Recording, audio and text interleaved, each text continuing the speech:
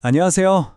사도행전을 보면요. 정말 역설적인데 최악의 위기가 어떻게 가장 위대한 기회가 될 수 있는지를 보여주는 놀라운 이야기가 나옵니다.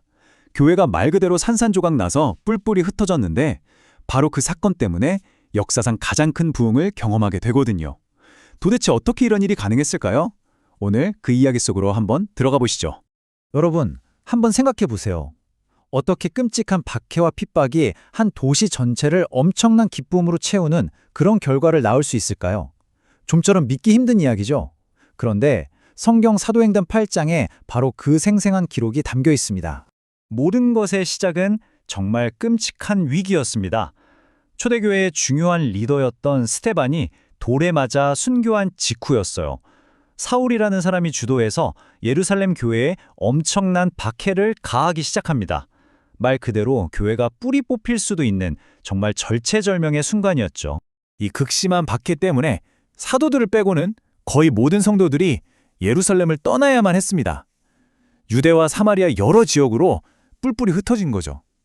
상상 한번 해보세요. 하루아침에 집과 직장 모든 걸 버리고 낯선 곳으로 쫓겨나는 겁니다. 정말 절망적인 상황이었을 거예요. 그런데 여기서 정말 놀라운 반전이 일어납니다. 성경은 그들이 어떻게 반응했는지 이렇게 기록해요. 그 흩어진 사람들이 두루 다니며 복음의 말씀을 전했다. 그냥 도망치고 숨은 게 아니었던 겁니다. 가는 곳마다 복음을 전하는 선교사로 살았던 거죠. 스스로를 피난민이 아니라 사명자로 여긴 거예요. 이 생각의 전환, 이게 모든 걸 바꿨습니다. 이 흩어졌다는 단어가요, 진짜 기가 막힙니다. 원어로 보면 디아스페이로라는 단어인데 이게 원래 농부가 밭에 씨를 뿌린다는 뜻이거든요.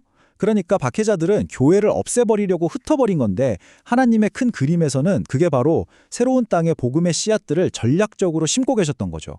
와, 인간의 악한 의도마저 선한 도구로 사용하시는 하나님의 지혜, 정말 소름 돋지 않나요? 자, 그럼 이 놀라운 복음 확산의 중심에는 과연 누가 있었을까요? 12사도 중 한 명이었을까요?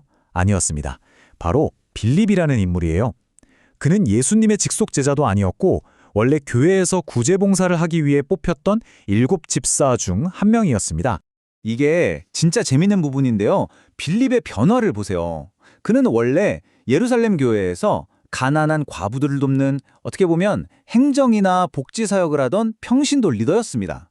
그런데 위기가 닥치자 섬기는 사역자에서 선포하는 전도자로 놀랍게 변신한 겁니다. 이건 우리 모두에게 정말 중요한 메시지를 줍니다.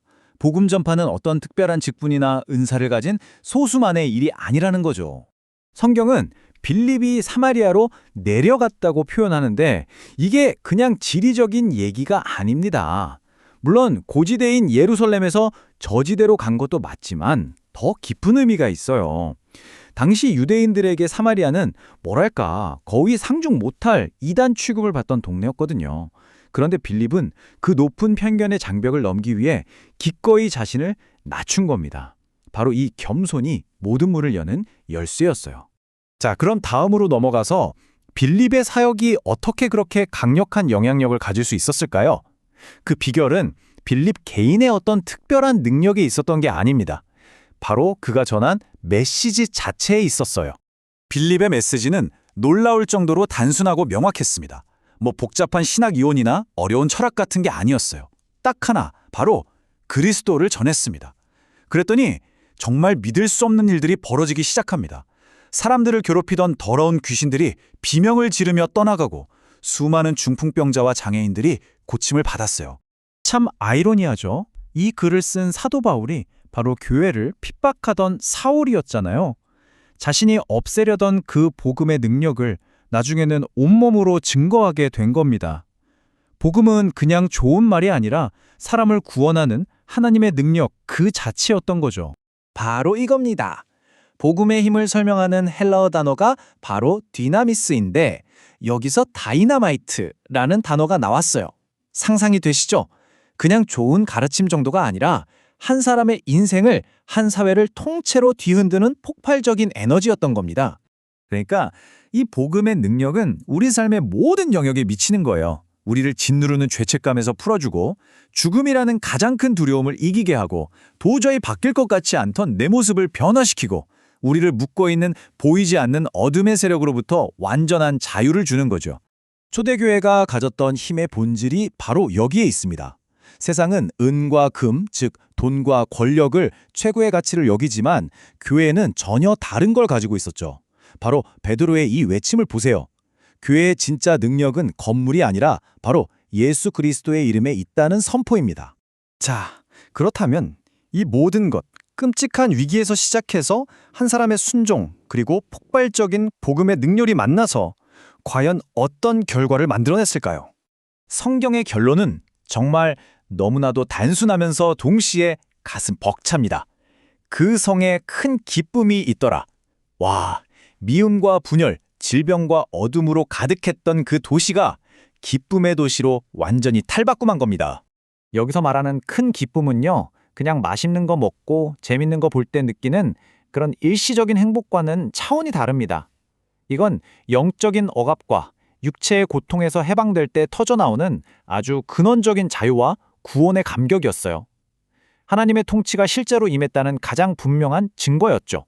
자, 그럼 이제 이 2000년 전의 이야기가 바로 오늘을 살아가는 우리에게 어떤 의미가 있을까요? 이게 그냥 옛날 이야기로 끝나면 안 되겠죠? 이건 바로 지금 우리를 향한 질문입니다. 솔직히 우리 대부분은 초대교회 성도들처럼 목숨을 위협받는 핍박을 겪지는 않죠. 하지만 오늘날 우리에게도 핍박은 다른 모습으로 존재합니다. 복음에 대한 세상의 냉담한 무관심, 그렇게까지 믿어야 해? 라는 세속적인 압박, 아니면 당장 먹고 사는 문제, 깨져버린 관계, 이런 개인적인 고난들이 바로 우리가 마주한 흩어짐의 상황일 수 있어요. 중요한 건 관점의 전환입니다. 이걸 장애물이 아니라 하나님이 주신 새로운 기회로 보는 거죠. 바로 여기서 우리는 빌립에게서 그 해답을 찾을 수 있습니다. 오늘 우리가 따라야 할 정말 완벽한 모델이죠. 첫째, 그의 겸손. 이게 편견의 벽을 무너뜨렸고요. 둘째, 그의 담대함. 위기 속에서도 주눅들지 않고 그리스도를 선포하게 했죠. 그리고 가장 중요한 셋째, 그는 자기 자신을 믿은 게 아니라 복음의 그 디나미스, 그 폭발적인 능력을 신뢰했습니다. 바로 이 태도가 오늘 우리에게 절실히 필요합니다.